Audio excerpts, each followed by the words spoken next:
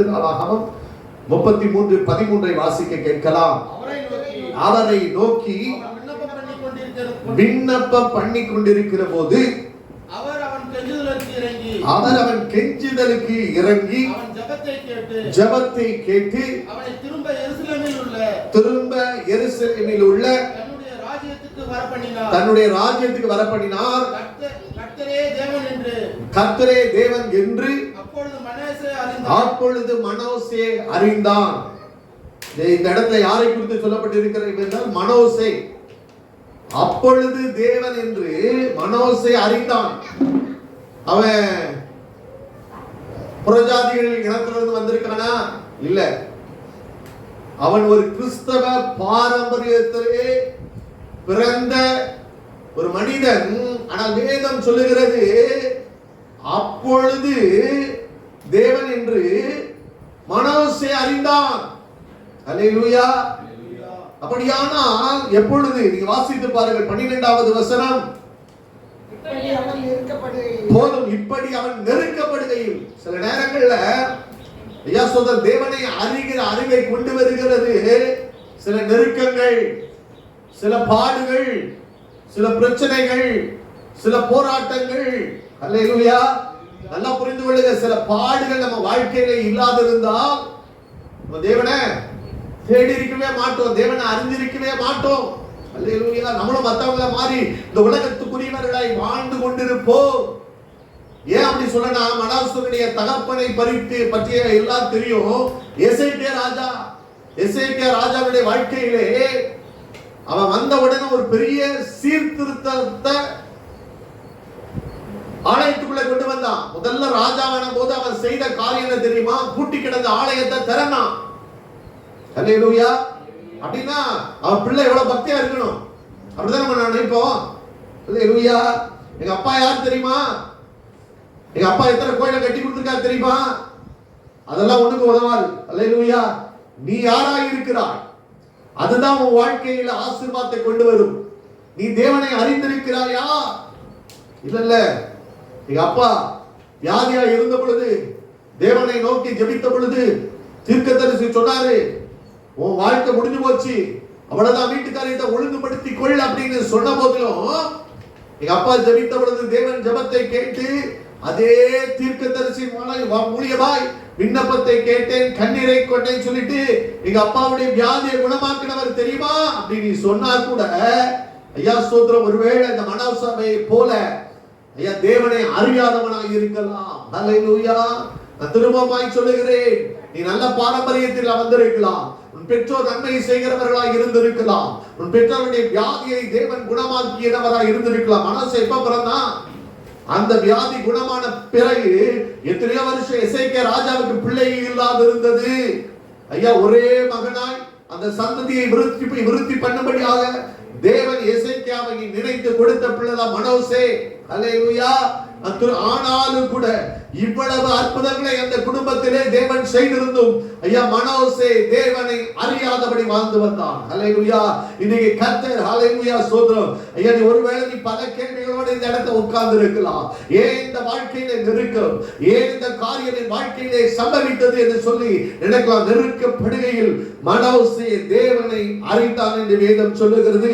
இந்த நெருக்கங்கள் நம்முடைய வாழ்க்கையிலே ஐயா எங்கே கொண்டு போகிறது என்றால், ஐயா ஸ்தோத்திரம், நீ தேவனை இன்னும் கிட்டி சேருவதற்கு, ஐயா இன்னும் நீ தேவனை அறிந்து கொள்வதற்கு, இன்னும் அவரோடு கூட ஒரு ஐக்கியப்படுவதற்காகத்தான் ஐயா தேவன் சில வேளைகளிலே நெருக்கத்தை கொண்டு வருகிறார். நீ நினைக்கலாம் அதுக்கே அவ்வளவு பெரிய நெருக்கத்தை கர்த்தர் கொண்டு வரணும். இல்ல, கர்த்தர் அவருடைய வழிகள் என்று ஒன்று இருக்கிறது. அல்லேலூயா. நீங்க வாசித்து பாருங்கள், நீதிமொழிகள் 23:12 இருந்து வாசிங்க. உன் இருதயத்தை புத்திமதிக்கும் அறிவின் வார்த்தைக்கும் சாய்ப்பாயாக தண்டியாமல் விடாதே. சாகான் அடிக்கிறதுனால் பாதாளத்துக்கு அவன் ஆத்துமாவை தப்புவிப்பாயே. அல்லேலூயா. எழுதியிருக்கிறார் பாருங்க, உன் இருதயத்தை எதுக்கு சாய்க்கணுமா? புத்திமதிக்கு. முதல்ல ஆண்டவர் நம்ம கூட புத்திமதிகளின் வழியாக தான் பேசுகிறார். எல்லாம் புரிந்து கொள்ளுங்க.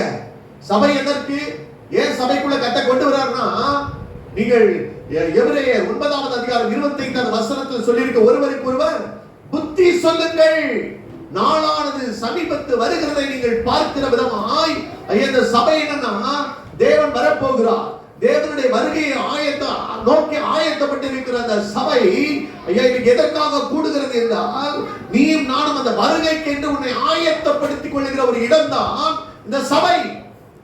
அப்ப என்ன சொல்லுகிறது? முதல்ல புத்தி சொல்லுங்கள். அல்லேலூயா. அப்ப அவங்க ஏன் அப்படி சொல்லணும், இவங்க ஏன் அப்படி சொல்லணும் கிடையாது. ஆண்டவர் நிதானமாய் ஒவ்வொரு ஸ்டெப்பா தான் பேசுறாரு. பிள்ளைக்கு முதல்ல என்ன சொல்லி கொடுக்கணும்?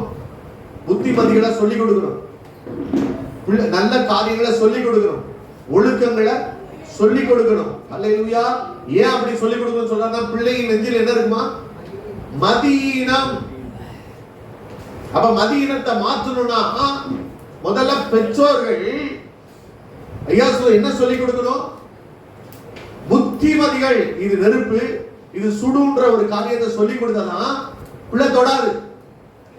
அப்ப தேவனும் அதே போலதான் பிள்ளைகளாகிய நம்முடைய வாழ்க்கையிலும் கூட புத்திமதிகளோடு கர்த்தர் பேசுகிறார். நீங்க அதே 23வது அதிகாரம் வசனத்தை வாசிங்க. மகனே, செவி கொடுத்து ஞானம் அடைந்து. அப்படின்னா என்ன? ஆண்டவர் என்ன சொல்றாருன்னா, நீ செவி கொடுக்க வேண்டும். புத்திமதிகளுக்கு என்ன செய்யணும்? செவி கொடுத்து ஞானம் அடைந்து உன் இருதயத்தை நல்வழியில நடத்த வேண்டும். அப்படின்னா தேவன் உன்னை ஆசீர்வதிப்பா. நான் திரும்பமாய் சொல்லுகிறேன், இந்த புத்திமதிகளை கேட்டுட்டு ஏதோ ஒன்று சொல்றாங்க, ஏதோ ஒரு வார்த்தையை சொல்றாங்க, அப்படி கிடையாது. எதற்காக தேவன் பேசுகிறேன் என்றால், நீ ஞானம் அடைந்து உன் இருதயத்தை நல்வழிகளை நடத்துகிற பொழுது தேவன் வைத்திருக்கிற ஆசீர்வாதங்களுக்குள்ளே கர்த்தர் உன்னை கொண்டு போக வல்லவராய் இருக்கிறார். அல்லேலூயா. ஆனா அதை புறக்கணிச்சு விட்டு, அதற்கு தள்ளி விட்டுட்டு சொல்ல மதீனமான வழிகளிலே நாம் நடப்பதை தவிர்க்க வேண்டும். அவர் என்ன பிரசங்கம் பண்ணா என்ன, நான் செய்யறதை தான் செய்வேன் அப்படின்ற ஒரு வாழ்க்கையோட கூட இருக்கக்கூடாது. சத்துரு என்ன செய்யறான் தெரியுமா? அந்த விதையை என்ன செய்யறான்? பறவைகள் வந்து பொறுக்கிக் கொள்ளும்படி என்ன செய்யறான்? உணர்வில்லாதபடி கேட்க வைக்கிறான். இது ஒரு பாட்டு பாடி கொண்டாட்டம் வச்சுக்கோங்க. நான் பாக்குறேன், அந்த வாலிபர் கூடுதல் எல்லாம் வந்து நிரம்புது, ஜாலியா இருக்குன்னு நினைக்கிறாங்க. ஆனா புத்திமதி வந்து விசனமா இருக்கு. யாரையும் புத்தி சொல்ல முடியல, சின்ன பிள்ளைகளை முதற்கொண்டு புத்தி சொல்ல முடியல. ஆனா இன்னைக்கு தேவை என்ன? சபைக்குள்ள தேவை என்ன? நாகர்கோவில் அந்த சைட்லாம் பாத்தீங்கன்னா ஒரு பாச சொல்றாரு, 1.25 மணி நேரம் என்னை பிரசங்கம் பண்ண விடுறாங்க. அதுக்கு கம்மியா பிரசங்கம் பண்ண விட்டா, இவர் வந்து சரியா ப்ரிப்பேர் பண்ணிட்டு வரலையா அப்படின்னு சொல்லிட்டு அவங்க பிரசங்கியார் ஒரு மாதிரி பாக்குறாங்க. ஆனா இன்னைக்கு நீங்க 3/4 மணி நேரம் பிரசங்கம் எடுத்துட்டாலே போதும், பெரிய பிரச்சனையாயிருது. இவ்வளவு நேரம் எப்படி கேட்பாங்க? எப்படி கேட்காங்கன்னா அந்த உணர்வு வேண்டும். அல்லேலூயா. அந்த கேட்கக்கூடிய உணர்வு நமக்குள்ள இருந்தா மாத்திரமே வார்த்தைகளை கேட்க முடியும். சிபிஎம் சர்ச்சில் எவ்வளவு நேரம் பேசுறாங்க தெரியுமா? 12:30 மணி வரைக்கும் விட மாட்டாங்க. கிழிக்கப்படணும். ஒரே நாள் வந்து உட்கார்ந்துட்டு ஐயா சோதரம் 3/4 மணி நேரம் உட்கார முடியாதுன்னா ஒரே நாள் உட்கார முடியாது. ஸ்கூல்ல உட்கார முடியுது இல்ல 3/4 மணி நேரம். ஐயா 40 நிமிஷமா 4 கிளாஸ் காலையில எடுக்கிறாங்க. 4 கிளாஸ் பிடிக்குதோ பிடிக்கலையோ உட்கார வைக்கிறாங்க. ஏன் உட்கார வைக்கிறாங்க? அப்பதான் அதை கற்றுக்கொள்ள முடியும். அப்பதான் என் பிள்ளை அதனுடைய வளர்ச்சிக்கு ஏற்றாற் போல பிஇ படிக்க வைக்கிறோம், இல்லாவிட்டா பிஎஸ்சி படிக்க வைக்கிறோம். ஐயா அந்த கிளாஸஸ் எல்லாம் அட்டெண்ட் பண்ணலாம். என்ன செய்யும்னா ஐயா அந்த லேர்னிங், அந்த எஜுகேஷனை நம்ம மிஸ் பண்றோம். நம்முடைய வளர்ச்சியை நம்மளே பிடிக்குதோ பிடிக்கலையோ, மேத்ஸ் சப்ஜெக்ட் பிடிக்குதோ சயின்ஸ் சப்ஜெக்ட் பிடிக்குதோ உட்கார வைக்கிறோம். முதல்ல அதை பழக்கிக்கப்படணும். அல்லேலூயா. அப்பதான் ஐயா மதீனம் ஒட்டி இருக்கும். உள்ள மதீனத்தை முதல்ல மாத்தணும். அல்லேலூயா. கேட்க முடியாது, எப்படி சொல்ல முடியும்? ஸ்கூல்ல நம்ம அப்படியே விட்டுறோமா? ஸ்கூல்ல ஷூ புண்டு இருக்கு, ஷூ போடலன்னா அவங்க சொல்றாங்க ஷூ போடாட்டி இங்க இது கோயில்ல வராத, முன்னாடி வந்து நிக்காத. அப்படின்னா ஒரு ஒழுக்கம் என்பது நம்ம கடைபிடிக்க ஐயா சொல்ற புத்திமதிகளை நம்ம கேட்கிறவர்களாய் காணப்பட வேண்டும். 2வது ஆண்டவர் என்ன செய்யறாங்க? புத்திமதிகளை சொல்லி கேட்காத பட்சத்துல என்ன செய்யறாரா? ஐயா சொல்றான், அதுல போட்டிருக்கு பிள்ளையின் நெஞ்சில் மதீனம் ஒட்டி இருக்கும். அது எப்படி இது அகற்றுமா? தண்டனையின் பிரம்பு என்று ஒன்று வச்சிருக்கிறார். அல்லேலூயா. அந்த பிரம்பை கையாளந்தவன் தன் மகனை பகைக்கிறான். அல்லேலூயா. இந்த காலத்துல நீங்க குழந்தைகளை அடிக்க முடியாது. ஆனா ஆண்டவர் வைத்திருக்கிற ஒரு காரியம் என்னன்னா, ஐயா தண்டனையின் பிரம்பு. அல்லேலூயா. ஒண்ணு நீங்க கையாளாட்டி அவர் கையாளுவார் பாருங்க. நீங்க வாசிங்க பிரசங்கி 8வது அதிகாரம் 11வது வசனம்.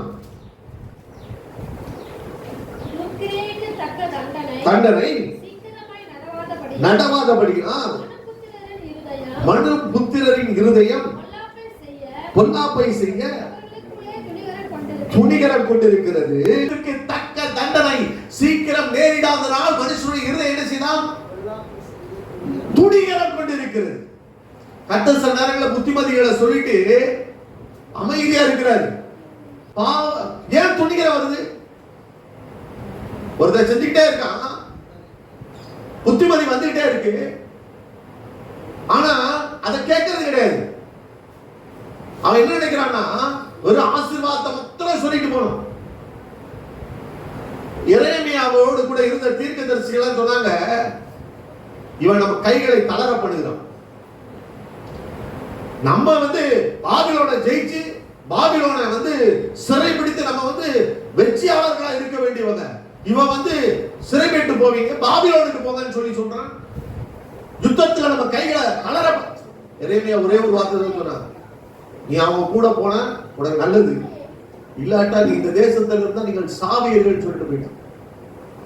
கர்த்தருடைய வார்த்தை ஐயா சொல்ற, எப்ப ஐயா நீங்க பரலோகத்துக்கு நேராக உங்களை நீங்கள் ஆயத்தப்படுத்தாத பொழுது, ஐயா சொல்றீங்க பாவம் செய்ய துணிகரம் கொண்டிருக்கிற பொழுது, ஒருவருடைய வார்த்தை உன்னை இருதயத்தை குத்தலன்னா அது தேவனுடைய வார்த்தை. ஐயா சொல், தேவன் முதல்ல என்ன தெரியுமா? ஒரு காணிக்கை இல்ல ஐயா, உன்னுடைய அன்பை இல்ல ஐயா, முதலாவது நீ தேவனுக்குள்ள இருந்து ஐயா ஒரு நாள் அவர் வருகையிலே மனவாட்டியாக எடுத்துக் கொள்ளப்பட உன்னை ஆயத்தப்படுத்துவதற்காக தான் இந்த குடும்பத்தில் உன்னை இணைத்திருக்கிறார். அல்லேலூயா. எப்படி வாழலாம் என்பதற்காக அல்ல. ஆசீர்வதிப்பார். ஆசீர்வதிக்கிறது எதுக்குன்னா, நீ தேவனை அறிந்து கொள்வதற்காக ஆசீர்வதிப்பார். அதுக்குன்னு ஐயா துணிகரமாய் நம்ம செய்யக்கூடாது. மனுஷனுடைய இருதயம் என்னன்னா, ஏன் துணிகரம் கொண்டிருக்கிறது? சீக்கிரமாய் நேரிடாதபடிதான். அன்னைக்கு அடிச்சிருந்தா இல்ல, ஆண்டவர் தவணை கொடுக்கிறார். வெளிப்படுத்தல் 2வது அதிகாரத்தை சொல்லியிருக்கு, வாசிகள் என்னோடு கூட சேர்ந்து திருப்பிக் கொள்ளுங்க. அவர் தவணை கொடுக்கிற தேவன், அதை நல்லா புரிந்து கொள்ளணும். அதிகாரம் வெளிப்படுத்தல் 2:21-22. அவள் மனம் திரும்பும்படியாக தவணை கொடுத்து மனம் திரும்ப விருப்பமில்லை, இதோ கட்டில் கிடையாக்கி அவளோடு கூட விபச்சாரம் செய்தவர்கள் மனம் திரும்பாவிட்டால் அவர்களையும் மிகுந்த உபத்திரவத்திலே தள்ளி. ஆண்டவர் சொன்னார் பாருங்க, வெளிப்படுத்தல சொன்னாரு. யோவான் மூலமாய் பேசுற, யோவான் அன்பை பறித்து பேசினவன், அன்புக்கு முன்மாதிரியான ஒரு சீஷன். ஆனா அவன் தான் சொல்றான், மனம் திரும்பும்படியாக தவணை கொடுத்து. டைம் தான் இல்ல, ஒரு குறிப்பிட்ட டைம். அல்லேலூயா. ஆனா மனம் திரும்பாத பட்சத்தில் அவளை என்ன செய்வானா? கட்டில் கிடையாக்குவேன். நான் சொல்றேன், திரும்பவுமாய் சொல்லுகிறேன், தவணை கொடுக்கிற தேவன், அன்புள்ள தேவன், உனக்காக காத்திருக்கிற தேவன், உனக்காக கைகளை விரித்து ஐயா சொல்ல, இன்றைக்காவது ஐயா சொல்ல இந்த ஜனம் ஐயா மனம் திரும்ப மாட்டாதோ என்று சொல்லி எருசலேமை பார்த்து கண்ணீர் விட்ட தேவன். கோழி தன் குஞ்சுகளை செட்டைகளின் கீழ் சேர்த்துக் கொள்ள மண்டமாக எத்தனையோ தரம் மனதாயிருந்து, ஆனால் உங்களுக்கோ மனதில்லாமல் போயிடுச்சு. அல்லேலூயா. எத்தனை தரம் அழைக்கிறார், எத்தனை தரம் சொல்லுகிறார், எத்தனை தரம் பேசுகிறார், எத்தனை தரம் தம்முடைய தீர்க்கதரிசிகளை அனுப்பி அனுப்பி அனுப்பி தேவன் எச்சரித்துக் கொண்டிருக்கிறார். ஆனால் உங்களுக்கோ மனதில்லாமல் போயிடுச்சு. அல்லேலூயா. நல்லா புரிந்து கொள்ளுங்க, துணிகரம் கொண்டிருக்கிறது, துணிகரம் கொண்டிருக்கிறது. அல்லேலூயா. 10:1. நீ பிரசங்கி 10:1 வாசிங்க. பிரசங்கி 10:1. தைலத்தை நாரி கெட்டு போக பண்ணும். பேர் பெற்றவனை சொற்ப மதியினம் அப்படியே செய்யும். நல்லா புரிஞ்சு கொள்ளுங்க. இந்த மதியினம் ஒரு மனுஷனுக்குள்ள இருக்கிற பொழுது ஞானத்திலும் கணத்திலும் பேர் பெற்றவனை கூட ஐயா சொல்ல அது கீழே விழ செய்து விடும். நல்லா புரிந்து கொள்ளுங்க. மதியினம் ஐயா ஞானத்துல கணத்துல நல்ல உயர்வுல இருக்கிற ஒருத்தரை கூட கீழே தள்ளி விடுங்க. அது அவர் செத்த ஈக்கள் எப்படி பரிமள தைலத்தை நாரி போக பண்ணுகிறதோ அவ்வளவு வாசனை வீசுகிற ஒரு பரிமள தைலம் தான். ஆனா ஒரு செத்த ஈ என்ன செய்யுமா, அதுக்குள்ள காணப்படுகிற பொழுது அதனுடைய வாசனை கெட்டு போகி நாரி போக பண்ணும், அதனுடைய தன்மையை மாற்றிவிடும். அதே போல உனக்குள்ள கொஞ்சம் மதியினம் இருந்தாலும் கூட, ஏன் அந்த மதியினம் தண்டனையின் பிறகு தேவைப்படுகிறதுனா அந்த மதியினம் அப்படி உன் வாழ்க்கையை நாரி போக பண்ணிடும். அல்லேலூயா. அதனாலதான் சபையில் என்ன செய்யறாரு, புத்தி சொல்றாரு. நீ செவி கொடுத்து ஞானம் அடைந்து இருதயத்தை நல்வழியிலே நடத்தணும். எதுக்காக தேவன் இந்த வார்த்தையை பேசுறாரு, எதுக்காக என் கூட இடைபடுறாரு? எனக்குள்ள இருக்கிற மதியினம் என்ன, நான் எதை மாற்றணும், எதை சரி பண்ணணும்? ஆண்டவர் புத்திமதிகளை சொல்கிற பொழுது ஐயா சொல்றோம், வேதம் சொல்லுகிறது. என்னோடு கூட எபிரேயர் 12வது அதிகாரத்தை திருப்பிக் கொள்ளுங்கள். எபிரேயர் 12வது வசனம் 6வது வசனம். அன்றியும் மகனே அற்பமாக எண்ணாதே, சோர்ந்து போகாதே, சிக்ஷித்து எந்த மகனையும் தண்டிக்கிறார் என்று பிள்ளைகளுக்கு சொல்லுகிறது போல புத்திமதியை மறந்தீர்கள். புத்திரராக நடத்துகிறார். தகப்பன் சிக்ஷியாத புத்திரர் உண்டோ? அடுத்து எழுதுறாரு, இல்லாட்டா நீ பேசி பிள்ளையா மாறி இருப்பாப்பா, நீ எப்பயோ விலகி போயிருக்க. ஐயா சொன்ன புத்திமதிகளை சொல்லி உன்னை தண்டிக்கிறது நிமித்தமாகத்தான் இன்றைக்கு ஐயா நீ பிள்ளையா இருக்கிற. தகப்பன் சிக்ஷியாத புத்திரன் உண்டோ? அல்லேலூயா. அதனால சொல்ல அற்பமா எண்ணாத. ஒண்ணு என்ன செய்வோம், நம்ம புத்திமதிகள் என்ன செய்வோம்னா அற்பமா எண்ணிடுவோம். இன்னொன்னு என்ன தெரியுமா, சோர்ந்து போயிடும். ரெண்டையும் போட்டுக்க. தகப்பன் சிக்ஷிக்கிற பொழுது சோர்ந்து போகாதப்பா. தகப்பன் உன்னை அழிக்கிறதுக்காக சிக்ஷிக்கல, உன்னை உருவாக்குகிறதுக்காக சிக்ஷிக்கிறார். அல்லேலூயா. என் பிள்ளையை நான் எதுக்கு அடிக்கிறேன், நான் பிள்ளையை ஏன் கோபிக்கிறேன்? அவர் அந்த நாள்ல பகையை வச்சா ஐயா சொல்றேன் என்னை கொல்லணும்னு சொல்லிட்டு எங்க அப்பா அடிச்சார் அப்படின்னு சொல்லுவான். இல்ல இல்ல, நான் தப்பு பண்ணிட்டேன், என்கிட்ட மதியில இருந்துச்சு, என்கிட்ட இந்த தவறு இருந்துச்சு, அதனாலதான் எங்க அப்பா கோபப்பட்டாரு, என்னை திருத்துகிறதற்காக தான் எங்க அப்பா கோபப்பட்டாரு. ஒரு மனுஷன் நினைச்சானா ஐயா அவன் வாழ்க்கை முன்னேறும். எங்க தாத்தாட்ட ஒரே ஒரு தான் அடி வாங்கியிருக்கேன். ஆனா இன்னைக்கு வரைக்கும் அதை நினைப்பேன், எவ்வளவு பெர்ஃபெக்டா வந்து என்னை நடத்துறாங்கன்னு சொல்றது. நான் தவறு செய்ததை இன்னைக்கு அதை உணர்றேன். நான் என் தாத்தாட்ட அடி வாங்கின ஒரே பேரப்பிள்ள நானே தான் இருப்பேன். ஏன்னா 2 வருஷம் வளர்ந்தேன். ஒரு நாள் அடிச்சாரு கம்பெடுத்து. ஆனா அதை நான் தப்பா சொல்லல, தவறா சொல்லல, நான் சோர்ந்து போகல. இன்னைக்கு வரைக்கும் எங்க தாத்தாட்ட அடி வாங்கின ஒரு காரியத்தை நினைச்சு நான் பெருமைப்படுறேன். அல்லேலூயா. அப்ப எதுக்கு ஒரு ஐயா ஒரு மூத்தவங்க இல்ல ஒரு தகப்பனுடைய ஸ்தானத்தை இருக்கிறவங்க நம்ம சொல்றாங்கன்னா, பிள்ளையை போல நடத்துறதுனாலதான் எச்சரிப்பின் வார்த்தைகளை சொல்றாங்க. அல்லேலூயா. என் பிள்ளை பேசி பிள்ளையா போயிடக்கூடாதுங்க ஐயா. நாளைக்கு என் பிள்ளை ஐயா ஒரு அவமானப்படுகிற ஒரு சூழ்நிலைகளுக்குள்ள போயிடக்கூடாது. நாளைக்கு ஐயா சொல்ற, இன்னைக்கு நம்ம நிறைய நேரம் ஆண்டவர் சொல்ல பாருங்க, நீ தண்டியாமல் விடாது, நாளைக்கு உனக்கு சஞ்சலமா மாறி போயிடுவான் ஐயா. நாளைக்கு உனக்கு ஒரு அவமானத்தை கொண்டு வந்து விடுவான் ஐயா. அதனால நீ சொல்ல வேண்டிய விஷயத்தை சொல்லிடு. நாளைக்கு அவமானப்படுகிறதை பார்க்கணும். இன்னைக்கு என்ன செய்யணுமா, கவனமா இரு. ஒரு நாள் ஒரு தாய், அவன் பையன் சிறைச்சாலையில் இருக்கிறான். சாப்பாடெல்லாம் எடுத்துட்டு பார்க்க போனோடனே அப்படியே பார்த்துட்டான். உடனே என்னமா அப்படின்னு கேட்டான். சாப்பாடு கொடுத்துரு கேட்டா, சாப்பிட கொடுத்துருச்சு. பக்கத்துல மாட்டான், உன் காதை கூட ஒன்று சொல்லணும் அப்படின்னு. பக்கத்துல போச்சான், காதோட கடிச்சு துப்பிட்டான். அன்னைக்கு நான் பென்சில் திருட போது, அன்னைக்கு நான் சின்ன சின்ன காரியங்களை ஸ்கூல்ல செய்யும் போது பொய் சொல்லிட்டு வந்தல, பரவாயில்லடான்னு சொன்ன. இன்னைக்கு அந்த சின்ன தவறு தான் பெரிய கொலை குற்றவாளியை மாத்திக்க நின்றுருக்கு. அன்னைக்கு நீ ஒரு வார்த்தை சொல்லிட்டுனா என் வாழ்க்கையை நான் திருத்திருப்பேன் சொல்லிட்டு காதை கடிச்சு துப்புனான்.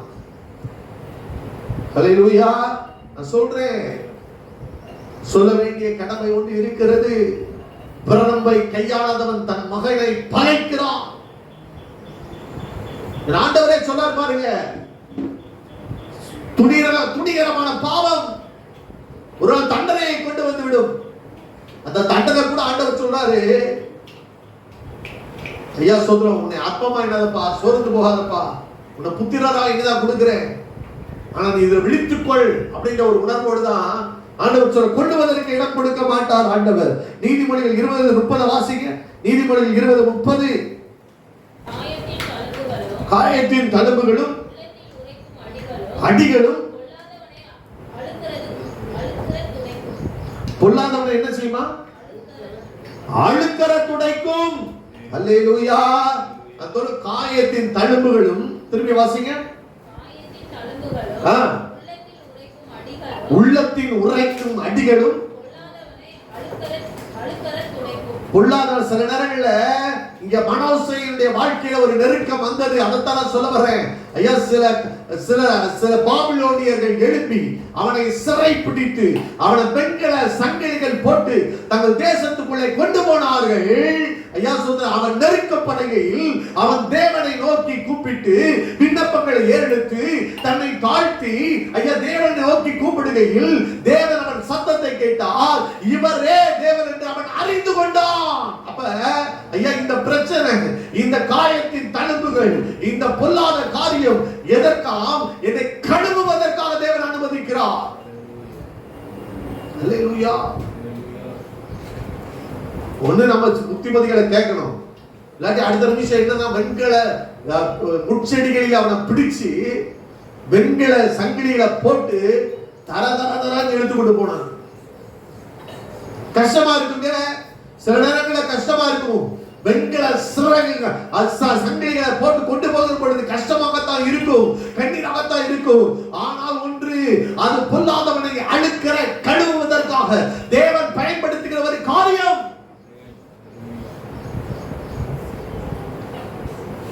வாசிக்கலாம். 1 ராஜாக்கள் 1:6 வாசிங்க. அவருடைய தகப்பன்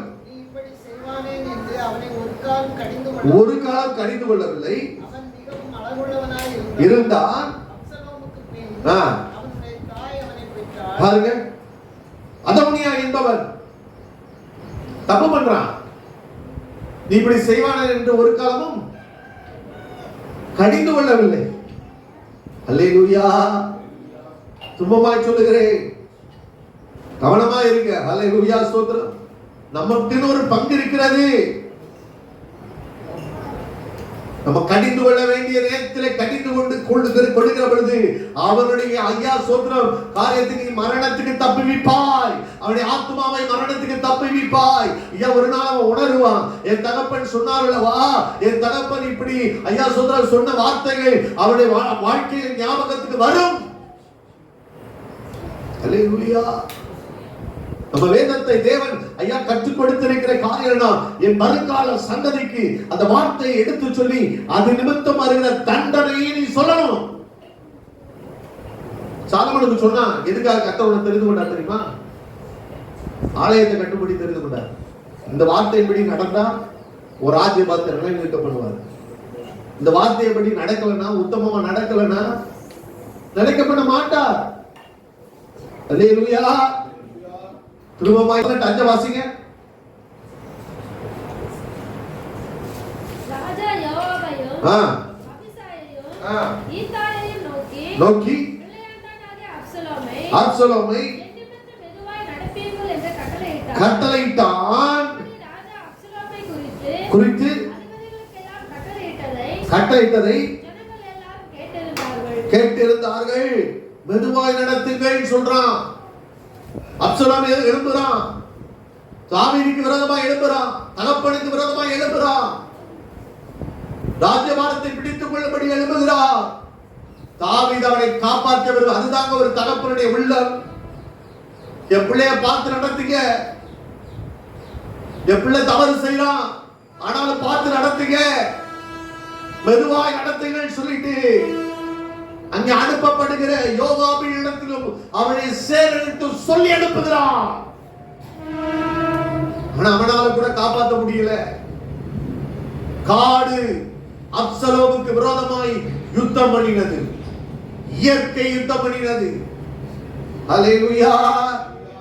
நான் சொல்லுகிறேன், சில நேரங்கள்ல ஐயா மின்னின காரியமாய் இருக்கு. தேவனுடைய ராஜ்யத்துக்கு விரோதமாய் வருகிற பொழுது, தேவனுடைய ஆலயத்துக்கு விரோதமாய் வருகிற பொழுது தேவன் புத்தி சொல்லுவார். ஐயா தேவன் தண்டித்து ஐயா சிக்ஷையை அனுப்பி பார்ப்பார். ஆனா அதற்கு மேலாக எழும்புகிற பொழுது, தாவீது தேவனால் அனுப்பப்பட்டவன், சாலமோன் தேவனால் நியமிக்கப்பட்டவன். ஆனா அப்சலோமுடைய எண்ணங்கள் சாலமோனுக்கு விரோதமாய் எழும்பினது. ஐயா ராஜ பதவியை பிடிக்கும்படியாக எழும்பின வேளையிலே ஐயா கர்த்தர் யுத்தம் பண்ண தொடங்கினார். ஹல்லேலூயா. ஐயா முதல்ல எங்க தொடங்க தெரியுமா? தனக்குள்ள பெருமை வரும், அடுத்து குடும்பத்துக்குள்ள காட்டுவாங்க, அடுத்த லெவல்ல எங்க வருவாங்க? ஆலயத்துக்குள்ள வந்து நிற்பான். அன்னைக்குதான் பிரச்சனை ஆரம்பிக்குது. ஹல்லேலூயா. கர்த்தர் யுத்தம் பண்ண தொடங்குவார். ஹல்லேலூயா. ஜெபம் பண்ண கூடாது, ஐயா சொல்றோம், ஊழியம் பண்ண கூடாது.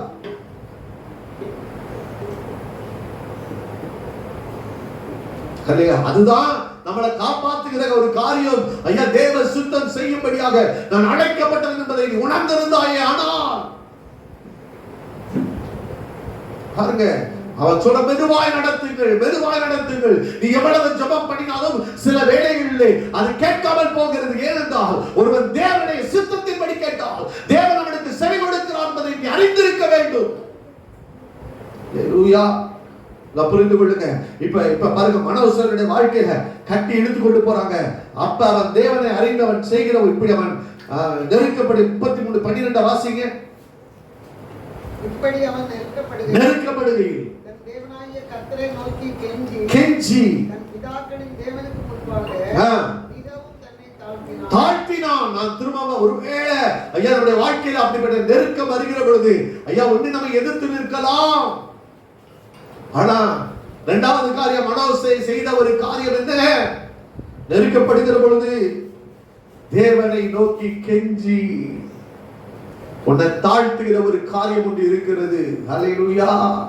உபவாசம் பண்ணி தன்னை தாழ்த்தினான், தான் செய்த பாவங்களை உணர்ந்தான், அறிக்கை செய்து தேவனை தேடுகிற ஒரு மனிதனாய் மாறி போனான். பாபிலோனில் இருந்து ஐயா சொல்ற அந்த சிறையிருப்பில் இருந்து, அந்த வெண்கல சங்கிலிகள் நடுவிலே இருந்து, சிறையிருப்பின் நடுவிலே இருந்து என்ன செஞ்சான்? இரக்கத்துக்காக தேவனை நோக்கி கெஞ்சி மன்றாடினான். எதிர்த்து நிற்கவும் செய்யலாம். ஏன் தேவன் எனக்கு இப்படி செஞ்சாருன்னு சொல்லிட்டு பல கேள்விகளை கேட்கலாம். ஆனா மாறாக இவன் ஒருவன் இந்த நெருக்கத்தின் மத்தியில கெஞ்சி மன்றாடுகிறானோ, தேவன் அவனுக்கு இறங்குகிற ஒரு தேவனாக இருக்கிறார், தன்னை தாழ்த்துகிற. அடுத்த வசனம் பாருங்க, 11 வாசிங்க. அவரை நோக்கி அவன் விண்ணப்பம் பண்ணி கொண்டிருக்கிற போது அவர் அவன் கெஞ்சுதலுக்கு இறங்கி அவன் ஜெபத்தை கேட்டு திரும்ப எருசலேமில் உள்ள தன்னுடைய ராஜ்யத்திற்கு வரப்பண்ணினார். ஹல்லேலூயா.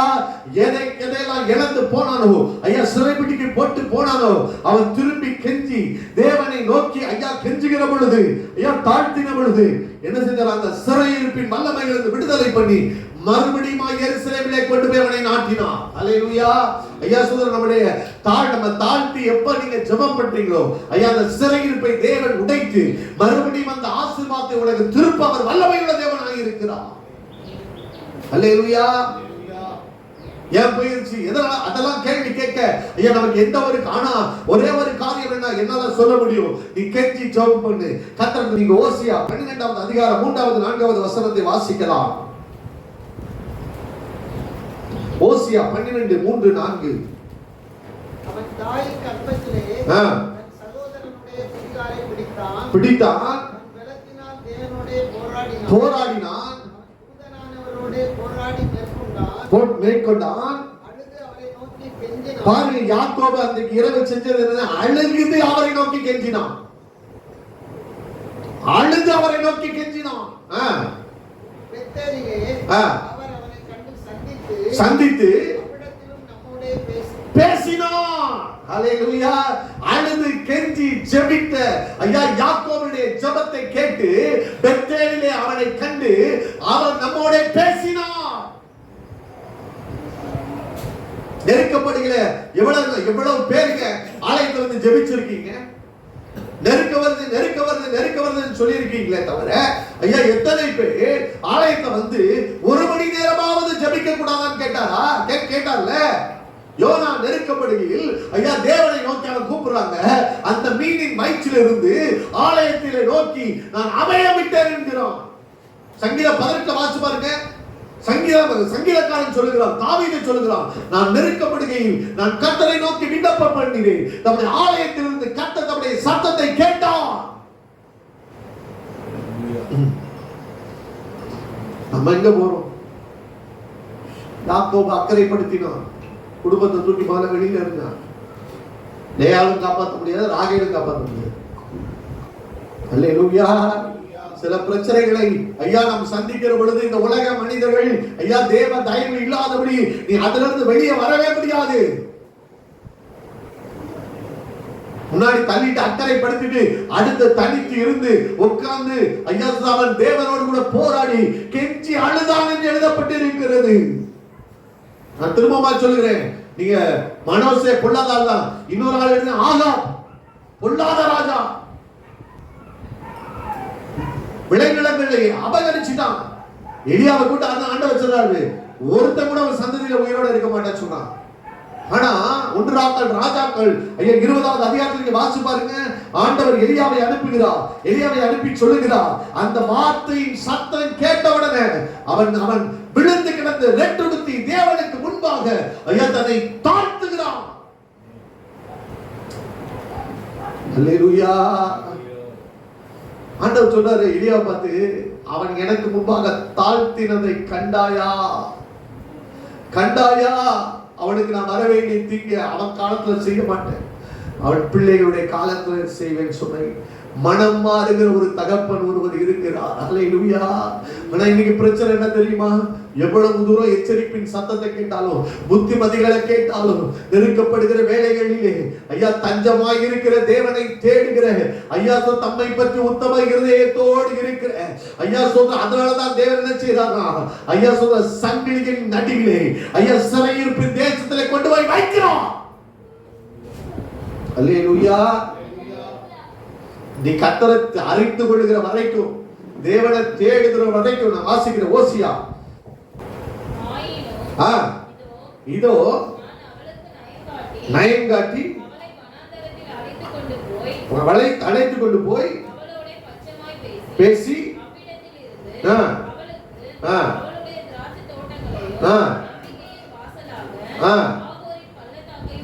அவளை முதல்ல எங்க கொண்டு போன வனாந்திரத்துக்குள்ள கொண்டு போவேன். அல்லேலூயா. நல்லா இருந்தாலே செழிப்பா இருந்தாலே நீங்க நினைப்பீங்க, முதல்ல வனாந்திரத்துல நயங்காட்டி கொண்டு போவேன். முதல்ல வந்து நான் யாருன்னு அவன் அறிஞ்சுக்கணும். ஒண்ணு நீ சொல்லு, இல்லாட்ட நான் காண்பிப்பேன் யாரு. அல்லேலூயா. எல்லாருடைய வாழ்க்கையிலும் நான் திரும்பமாய் சொல்லுகிறேன், யாராவது அப்பா அம்மா சொல்லி கேட்டிருக்குமா? அவங்க நல்ல வழிகளில் தான் நம்மளை நடத்துவாங்க, கேட்கறது கிடையாது. ஆனா ஏதோ ஒரு இடத்துல தேவன் நம்மளை நயம் காட்டி வனாந்தரத்துக்குள்ளே கொண்டு வந்து ஐயா சொல்லி, எதற்காக இந்த வனாந்தரம் நீ கேட்டினா, நான் திரும்பமாய் சொல்லுவேன், நீ கர்த்தரை அறிந்து கொள்வாய். சில நேரங்கள்ல நம்மளால பார்க்க முடியாது, அந்த கஷ்டங்களை பார்க்க முடியாது. அதனால சொன்னா பார்த்து நடத்துப்பா, என் பிள்ளைய பார்த்து நடத்துன்னு தாவீது சொல்லுகிறான். மெதுவா நடத்துங்கன்னு சொல்றாங்க. இல்ல, சில நேரங்கள் அவன் அனுமதிக்கிற பாதை கடினமாய் தோன்றினாலும் நான் சொல்றேன், நரக அக்கினியிலிருந்து அது காப்பாற்றுகிறது. ஐயா, நரக அக்கினியிலிருந்து நம்முடைய பிள்ளைகளை காப்பாற்றும்படியாகத்தான் இன்றைக்கு வரைக்கும் அவர் பரிந்து பேசிக் கொண்டிருக்கிறார். ஹல்லேலூயா. அதனாலதான் தாவீது, நான் உபத்திரவப்பட்டது நல்லது. நீங்க இங்க என்ன நடக்குது பாருங்க. 2 நாளாகமத்துல நடக்கிற ஒரு காரியம் அறிந்து கொண்டால் அடுத்த வசனம் வாசிங்க.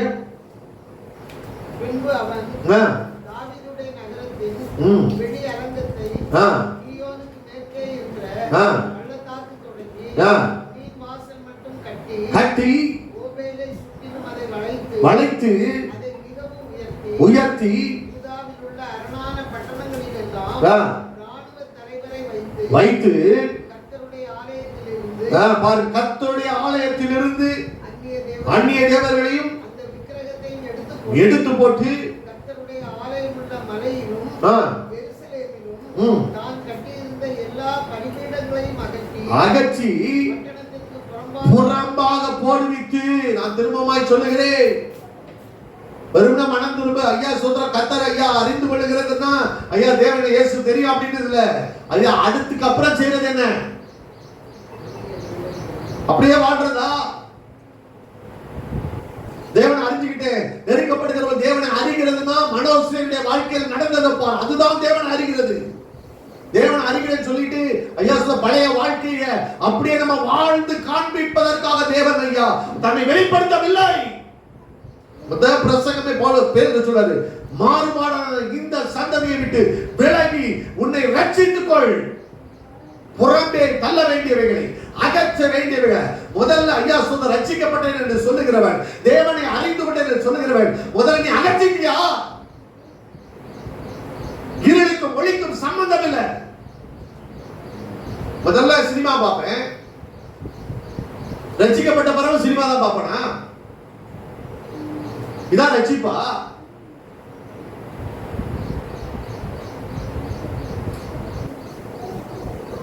படம் எடுத்து தேவன் தான் படத்தை ஆசீர்வதிச்சு லாபத்தை கொடுத்தேன்னு சொல்றாங்க.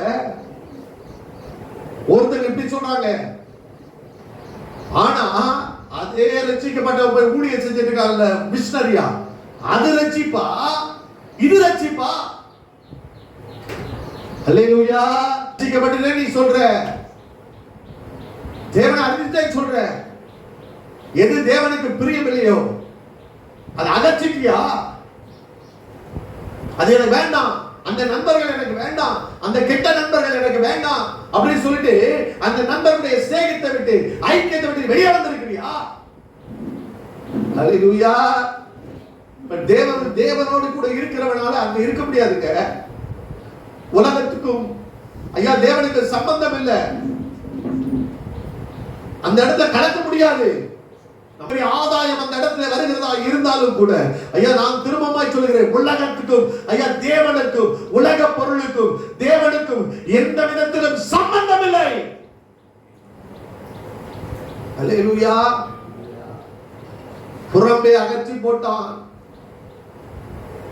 பாருங்க ஐயா சுதம் சொல்லுகிறான் பாருங்க, அந்நிய தேவர்கள் விக்கிரகங்கள் ஐயா சுதம் எது ஆலயத்தில் எதெல்லாம் கொண்டு வந்து உள்ள வச்சானோ எதெல்லாம் நாட்டானோ அவ்வளவு வச்சு வெளியேற்றான்.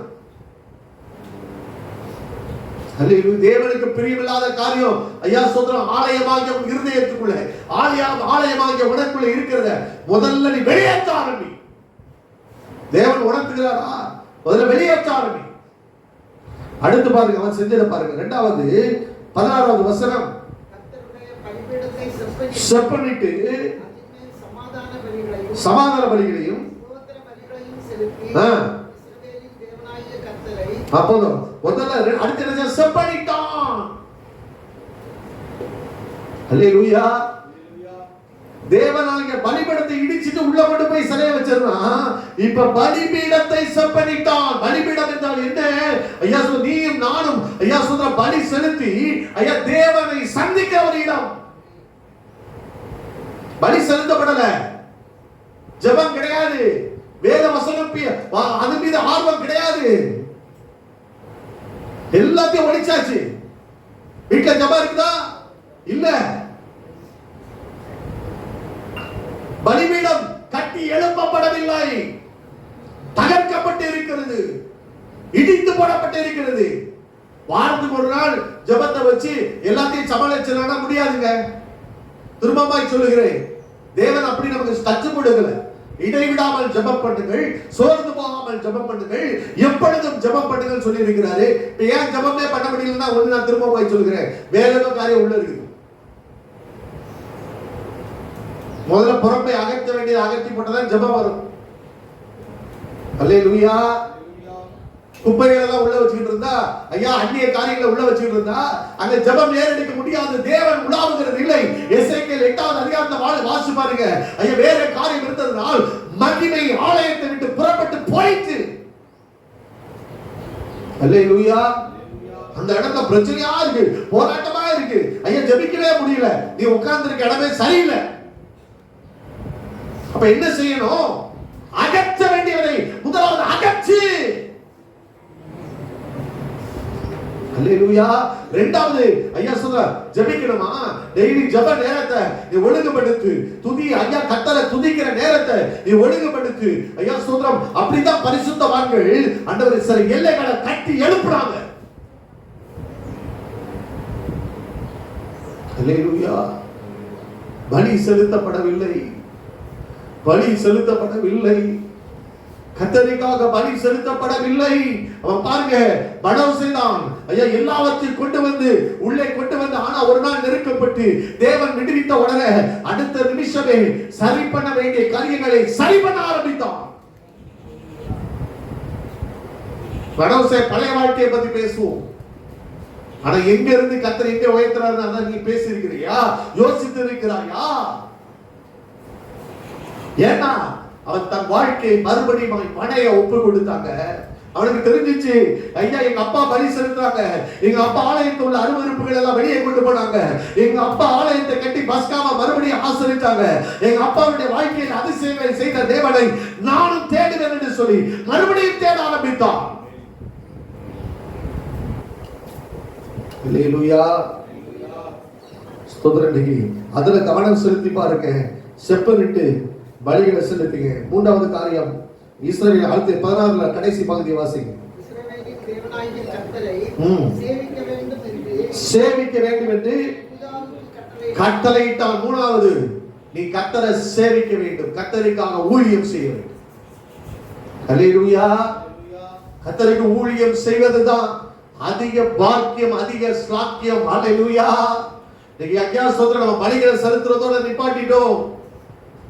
ஆனால் தேவன் அடுத்து பாருங்க கட்டளை இடுகிறான், கர்த்தரை சேவிக்க வேண்டும். நீ கர்த்தரை சேவித்து ஐயா கர்த்தருடைய ஊழியத்தை நீ நிறைவேற்றுவதற்காக நீ அழைக்கப்பட்டவன். எசேக்கியாவுடைய வாழ்க்கையை ராஜாவாக ராஜ வேலையை பார்த்து போயிருந்தா போதும். ஆனா அடுத்த நிமிஷம் ஆலயத்தை பார்க்கணும்.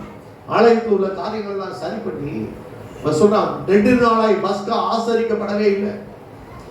ஜனங்கள் தங்களை பரிசுத்தப்படுத்திக்கல. எல்லா ஜனங்களையும் ஐயா ஆலயத்துக்குள்ள கொண்டு வந்தான். ஆலயத்துக்குள்ள கொண்டு வந்து பஸ்காவை ஆசரிக்க வைத்தாங்க.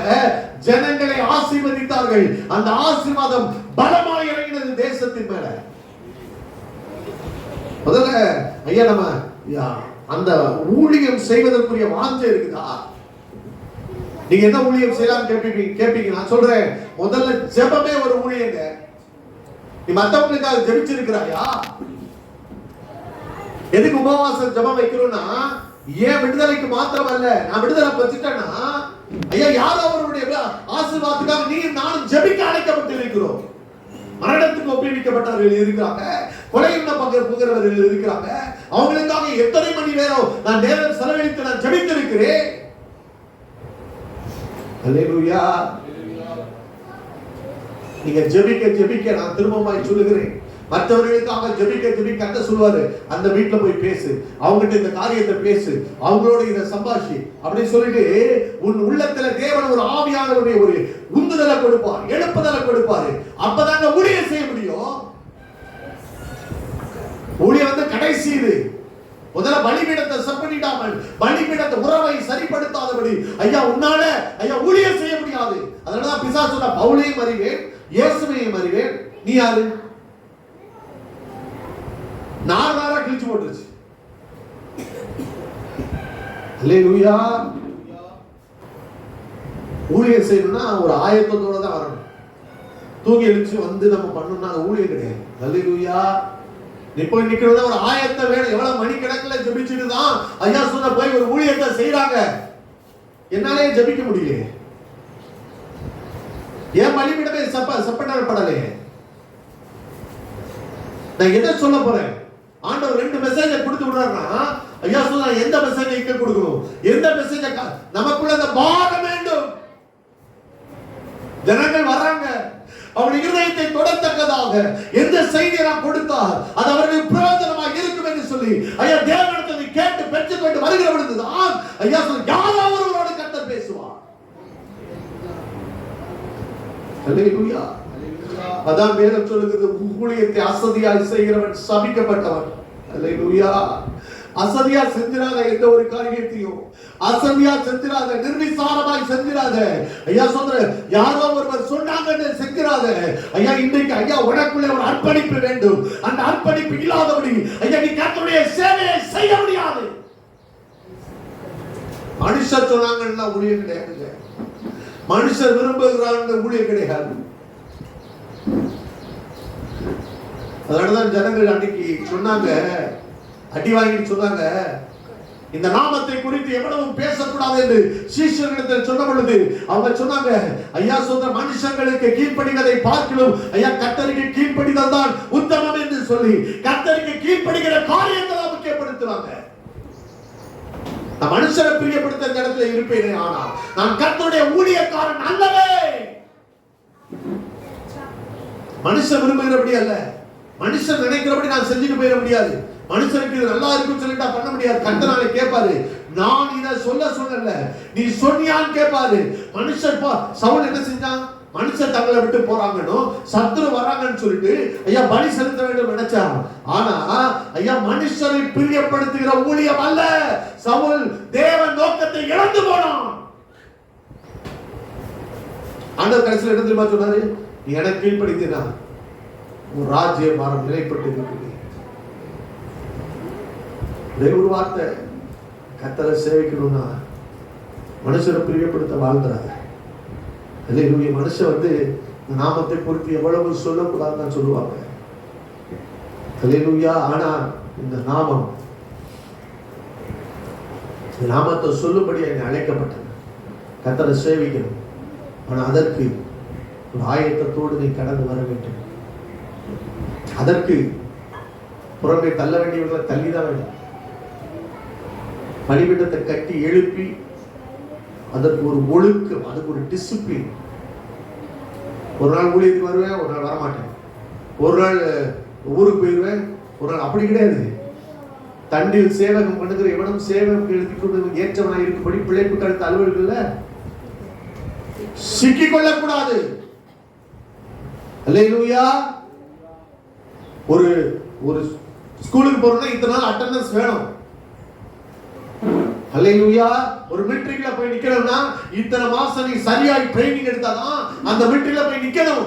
ஒரு ப்ராஜெக்ட்ல நீ அண்டர் அசைன் ஆகணும்னா இத்தனை நாள் அதனுடைய ட்ரைனிங்ல அட்டெண்ட் பண்ணாதான் ஐயா நீ போய் நிக்க முடியும். ஆனா ஊழியத்தை மாத்திரம் வந்தா உண்டு போடா உண்டு ஐயா அப்படின்னு சொல்லிட்டு நீ அசதியாய் செய்யப்பட முடியாது. அல்லேலூயா. இன்னும் நான் திரும்ப சொல்லுகிறேன், அந்த ஊழிய லெவலுக்கு போனோம்னா ஒழுங்குகளை கடைபிடிக்கணும். அல்லேலூயா. கர்த்தருக்காக சேவை செய்யணும்னா நான் முதல்ல முன்மாதிரியா இருக்கணும். அப்படிதான் பேதுரு சொல்லி இருக்கிறாரு. மாதிரியா நாங்கள் இருக்கணும். கண்களை